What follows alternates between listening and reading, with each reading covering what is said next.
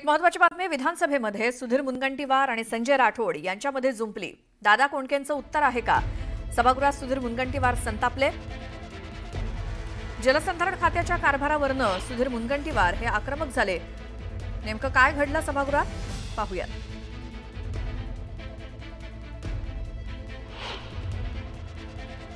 दरवेळेस पावसामुळे या लोकवस्तीमध्ये पाणी जात होतं आणि स्थानिक लोकप्रतिनिधींनी मागणी केल्यामुळे या पूर संरक्षण भिंतीचं काम जिल्हा नियोजन समितीमधून घेण्यात आलं होतं। अनेक वेळा त्या वस्तीला फटका बसलेला आहे आणि म्हणून सुधीर भाऊंनी जसं सांगितलं की हा नाला पूर्ण शहरातल्या मुख्य भागातून जातो।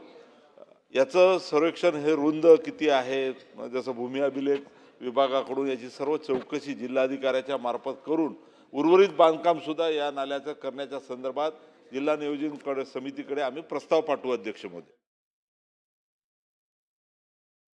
मंत्री महोदय, आमचे मित्रही आहे। नैसर्गिक जो नाल्याची रुंदी आहे ती कायम असावी ही सजेशन फॉर ॲक्शन काय हे action only action no reaction असं असलं पाहिजे।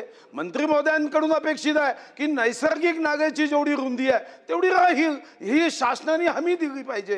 ही हमी न देता सजेशन फॉर ॲक्शन म्हणजे काय? हे द्विअर्थी झालं। दादा कोंडकेचं उत्तर आहे काय हे द्विअर्थी उत्तर देऊ नका। निश्चितपणे नैसर्गिक राहील याची काळजी घ्या।